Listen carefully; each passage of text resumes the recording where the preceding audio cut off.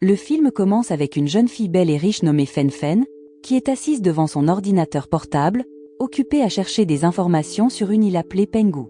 Fen Fen ne planifie pas seulement des vacances, elle cherche également à fuir sa famille, qui a arrangé un mariage avec une personne qu'elle n'aime pas. Munie d'une annonce en ligne qu'elle a trouvée, Fen Fen réussit à réserver un billet et un hébergement luxueux pour échapper à sa famille. Après son arrivée à l'aéroport, un homme nommé Sishan, propriétaire de la villa, vient la chercher pour l'emmener à sa destination. Cependant, Fen Fen est surprise lorsque Sishan ne correspond pas à ses attentes, car il paraît négligé et ne ressemble pas à un guide touristique professionnel. Sans hésitation, elle décide de quitter l'aéroport pour trouver un autre hôtel où séjourner temporairement.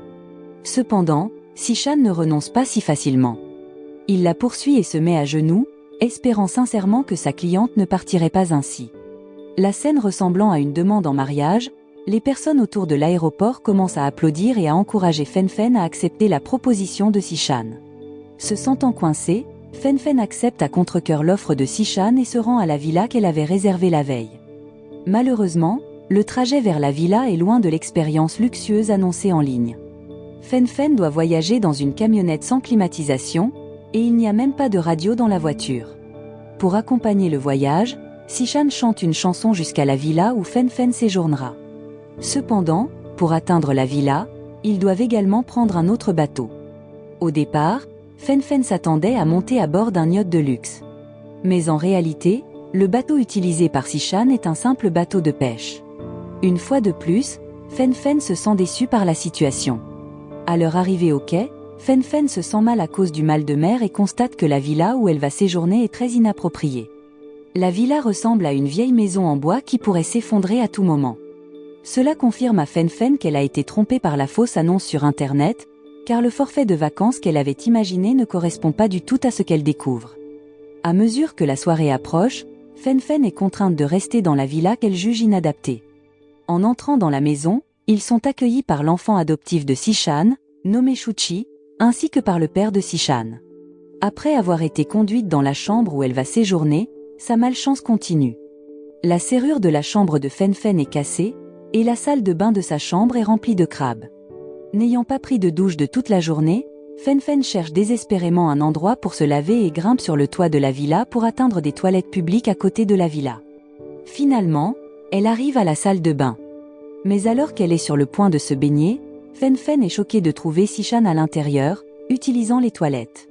Ils crient tous les deux de surprise, et Fen Fen est très en colère, pensant que Sishan est un pervers. Le lendemain, Fen Fen, qui ne se sent plus à l'aise dans la villa, fait rapidement ses bagages, qui comprennent 3 valises de luxe remplies de vêtements coûteux, son passeport, et une cassette avec des souvenirs de sa mère. Sans réfléchir à 2 fois, Fen Fen quitte la maison et demande à Sishan de l'emmener dans un hôtel plus luxueux. Mais alors qu'ils sont sur le bateau, la malchance frappe à nouveau, car le bateau tombe en panne au milieu de la mer. Lorsque Fen Fen essaie d'aider Sishan, elle trébuche et tombe à la mer avec tous ses biens de luxe. Au final, ses 3 valises, son passeport, son téléphone et la cassette de sa mère sont perdus dans l'océan. Heureusement, Sishan parvient à sauver Fen Fen, qui était tombée à la mer, en lui faisant du bouche à bouche. Cependant, lorsqu'elle reprend conscience, Fen Fen blâme instinctivement Sishan pour sa malchance. Dévastée par l'incident, Fen Fen envisage de le signaler à la police. Malheureusement, la police ne peut apporter aucune aide car toutes les pièces d'identité de Fen Fen, y compris son passeport, ont été perdues dans l'incident. En même temps, elle commence à souffrir du mal de mer, et doit donc retourner à la villa de Sishan. Pendant ce temps, sur l'île de Pengu, il y a un chef de village nommé Shen, qui est un ami proche de Sishan. Shen avait hypothéqué le terrain côtier à une grande entreprise avec le frère cadet de Sishan, Sifu. Contre toute attente, l'entreprise s'avère être une fraude, laissant Shen et Sifu désemparés et désespérés. De retour à la villa, Fen Fen, qui est tombée malade, est tendrement soignée par Sishan. Cependant, Fen Fen reste arrogante malgré toute la gentillesse de Sishan. Même lorsqu'il lui propose du porridge, elle refuse, craignant qu'il soit empoisonné. Une nuit, Sishan découvre que Sifu a hypothéqué la maison familiale et le terrain. Bien qu'il soit furieux, il aime toujours Sifu et est prêt à supporter tous les frais, tout en gardant cela secret pour leur père. Le lendemain, Fen Fen se réveille en se sentant rafraîchie. En se promenant dehors, elle aperçoit accidentellement Sishan en train de choisir une robe qui appartenait à sa défunte mère, espérant qu'elle conviendrait à Fen Fen. Par chance, Fen Fen est magnifique dans la robe, et elle commence à réaliser que Sishan est un homme bien. Malgré sa fierté, Fen Fen a essayé de remercier Sishan pour sa gentillesse. Après s'être réconciliée avec lui, elle lui a demandé de l'emmener dans une baie sur l'île de Penghu. Cependant, Sishan a répondu qu'il n'y avait pas de bail sur l'île de Penghu. Néanmoins, Fen Fen a insisté pour qu'il l'emmène à la baie et était prête à payer tout ce qu'il fallait. Ensuite, Sishan a préparé des nouilles aux fruits de mer pour Fen Fen. Cependant, habitué à un style de vie luxueux, Fen Fen n'a pas aimé la nourriture de style villageois qu'il avait préparée. Ainsi, Sishan a fini par manger tout le repas lui-même sans en laisser de reste. Par la suite, Fen Fen a décidé de sortir pour profiter de la fraîcheur du matin sur la plage. À côté de la villa, elle a vu le père de Sishan danser seul en tenant une photo de sa défunte épouse. À ce moment-là, ils ont eu une brève conversation, et Fen Fen a réalisé que le père de Sishan était une personne gentille. Finalement, Fen Fen a avoué qu'elle était écrivain de profession. Peu de temps après, le facteur est venu voir le père de Sishan et a apporté une lettre les informant du prêt hypothécaire sur leur terrain et leur maison. Cette nuit-là, le père de Sishan est devenu furieux et a commencé à frapper Sifu. Entendant le vacarme, Sishan est accouru et a essayé d'intervenir. Cependant, leur père n'a pas pu retenir sa colère et a crié que ses enfants étaient inutiles. Blessé par les paroles de son père, Sifu a évoqué le fait que, lorsque leur mère était malade et est décédée, leur père n'était pas à ses côtés. En apprenant cela, leur père a commencé à pleurer en se remémorant ces événements, tandis que Sishan expliquait qu'en réalité, leur père avait travaillé dur en mer pour payer les frais médicaux de leur mère. Pendant ce temps, Fen Fen, qui avait entendu toutes les disputes, a tenté de s'approcher de Sishan, qui était ivre sur la plage. Le lendemain, Fen Fen a décidé d'aider Sishan dans ses tâches quotidiennes, en commençant par aller au marché, nettoyer le grand aquarium destiné aux touristes, nourrir les chèvres, et vendre des poissons de mer au marché. Au fil du temps, sa vie est devenue incroyablement heureuse, et elle n'avait jamais ressenti un tel bonheur auparavant. Chaque jour, Fen Fen pouvait profiter de la beauté de la plage avec son sable blanc et le son apaisant des vagues. De plus, Sishan a également emmené Fen Fen nager sur une île très isolée, leur donnant l'impression que la plage leur appartenait. Après avoir nagé, ils ont décidé de visiter une colline qui offrait une vue magnifique sur la baie avec 2 rochers en forme de cœur. La légende raconte que s'ils réussissaient à lancer une pierre directement dans la baie en forme de cœur, le véritable amour apparaîtrait bientôt dans leur vie. Sur le chemin du retour, ils ont croisé un groupe de personnes qui filmaient une émission de télévision sur une agence de rencontres. À ce moment-là, le réalisateur a demandé à Shen de trouver 4 hommes séduisants sur l'île. Malheureusement, il n'y avait aucun homme correspondant aux critères sur l'île. Mais lorsque le réalisateur a vu Sishan, qui était bien connu dans le village pour sa carrure masculine, il lui a immédiatement demandé de participer à l'émission de rencontre. Après avoir été persuadé par Shen, Sishan a accepté l'offre car il avait besoin d'argent pour payer l'hypothèque. Peu de temps après, l'émission de rencontre a commencé, avec 4 couples qui concouraient pour tester leur compatibilité. Sishan a été associé à une femme belle, sexy et riche. Après le tournage, Fen Fen a attendu Sishan à la maison et a cuisiné des nouilles classiques à la hongkongaise. Elle était également très douée en cuisine, et ses plats étaient délicieux, surtout avec l'ajout d'épices traditionnelles de Hong Kong, qui rendaient ses mets encore plus parfaits. Derrière la délicieuse cuisine de Fen Fen se cachait une histoire intéressante. Elle a ensuite partagé qu'elle avait beaucoup manqué la cuisine de sa mère pendant ses études à l'étranger. C'est pourquoi elle avait appris à cuisiner elle-même. Malgré son attitude arrogante, Fen Fen avait un côté maternel. Cela s'est manifesté lorsque Fen Fen a serré Shuchi, l'enfant adoptif de Sishan, dans ses bras et lui a brossé les cheveux. À ce moment-là, Fen Fen ressemblait même à une épouse idéale. Quelque temps plus tard, Fen Fen s'est rendue seule à la baie des 2 cœurs et a tenté de lancer une pierre dans la baie. Contre toute attente, la pierre a frappé quelqu'un qui se baignait. Effrayée, Fen Fen s'est immédiatement cachée, mais il s'est avéré que la personne qui se baignait était Sishan. À ce moment-là, Sishan a compris que la pierre avait été lancée par Fen Fen, alors il a décidé de ramener la pierre à la maison. Peu de temps après, lorsque Fen Fen est rentrée chez elle, elle a vu Shuchi qui semblait triste car Sishan était trop occupé par le tournage et avait oublié de signer ses devoirs scolaires. Sachant cela, Fen Fen a décidé de se rendre sur le lieu de tournage pour trouver Sishan. En arrivant sur les lieux, Fen-Fen a vu de belles femmes qui se disputaient l'attention de Si-Chan. À cet endroit, il était le seul à paraître séduisant et impressionnant par rapport aux autres candidats. En réalisant que Fen-Fen l'avait suivi, Si-Chan semblait un peu gêné, surtout puisqu'il était en train d'appliquer de la lotion sur le corps d'une belle femme à ce moment-là.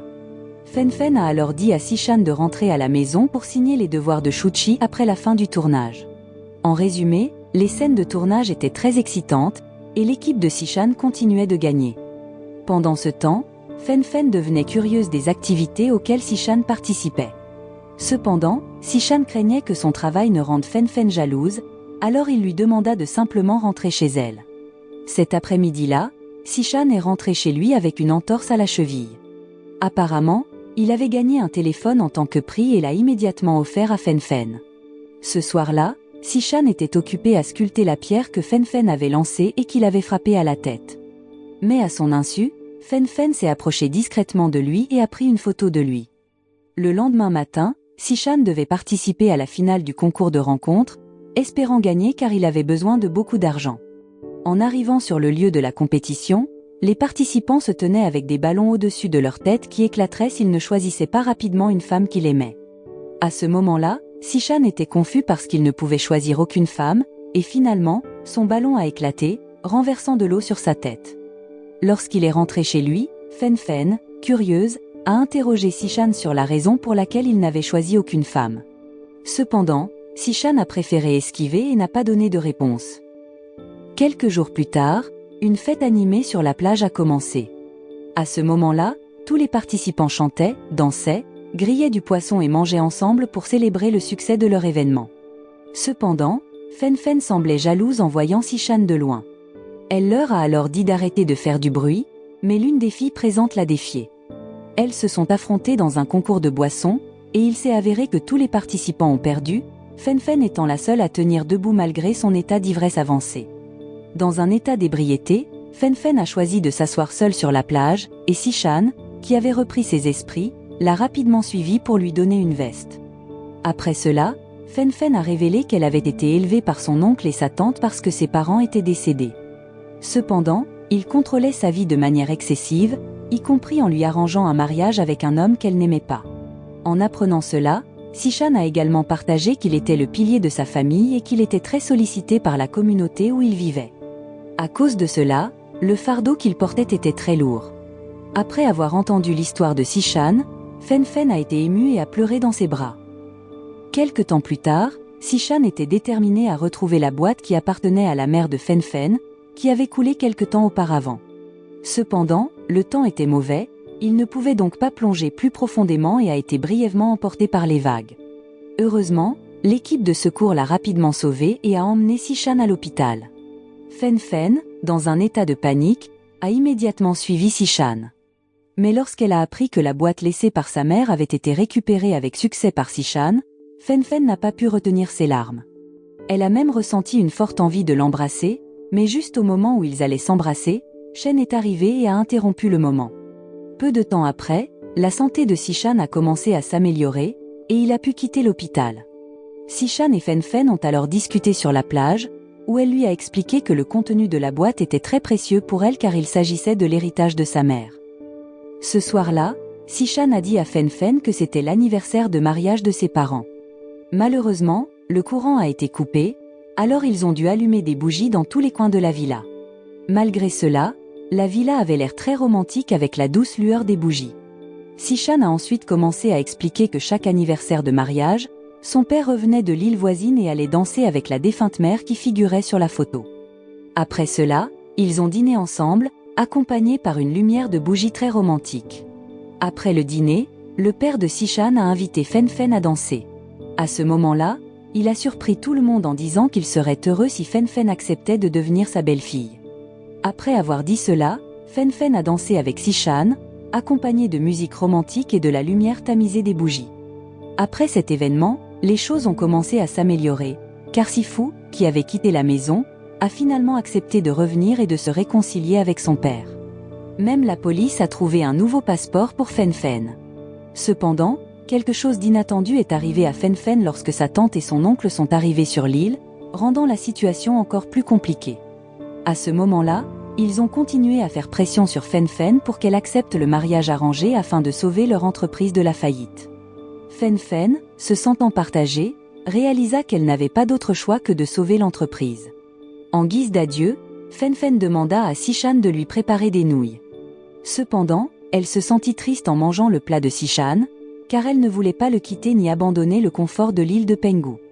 Ensuite, Shen emmena Sishan rencontrer l'oncle et la tante de Fen Fen.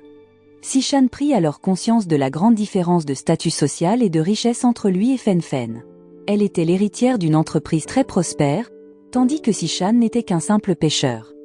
De plus, Sishan rencontra le fiancé de Fen Fen, que son oncle et sa tante considéraient comme parfait. En réalité, il cherchait à séparer Fen Fen et Sishan en lui offrant une somme d'argent illimitée. Cependant, Sishan se sentit profondément insulté par cette offre et finit par la refuser fermement. Ce soir-là, Sishan se mit en colère contre Fen Fen, estimant que son bonheur se résumait uniquement à l'argent. Le lendemain, avec une grande tristesse, Fen Fen décida de retourner à Hong Kong. Sishan, quant à lui, se sentit très attristé de voir Fen Fen être récupérée par son fiancé au quai, sachant qu'il allait bientôt se marier. Peu de temps après, Shen arriva avec la nouvelle que la maison et le terrain de Sishan allaient être saisis par la banque, car il ne pouvait pas payer les factures. De plus, Shen avait accepté de l'argent de la famille de Fen Fen, ce qui humilia profondément Sishan. Malgré cela, Sishan essaya encore de lutter pour son amour pour Fen Fen. Il se précipita à l'aéroport pour la rattraper. Malheureusement, il arriva trop tard et ne put que laisser une boîte souvenir avec une hôtesse de l'air. Lorsque Fen Fen reçut et ouvrit la boîte, elle découvrit qu'elle contenait la pierre qu'elle avait lancée dans la baie de Tuat. La pierre avait été divisée en deux et gravée avec des promesses de Fen Fen et de Sishan. Avec le temps, Sishan essaya de vivre sans Fen Fen. Il dut quitter sa maison, saisie par la banque, et vécut désormais au bord de la mer pour survivre. Peu de temps après, Sishan décida de se lancer dans une affaire de nouilles, tandis que Fen Fen venait de lancer son livre intitulé Penghu Bay. Le livre était basé sur la véritable histoire d'amour entre Fen Fen et Sishan. Finalement, la nouvelle de la publication du livre atteignit les habitants de l'île de Penghu. Ils finirent par soutenir Sishan pour qu'il retrouve son amour, Fen Fen, et l'histoire se termina ainsi. Morale de l'histoire, ne vous fiez jamais à une belle photo ou à une publicité de luxe sur Internet, sinon vous pourriez vous retrouver à courir après des crabes dans une villa effrayante. Toujours vérifiez où vous vous retrouverez à prendre des bateaux de pêche pour une escapade de luxe.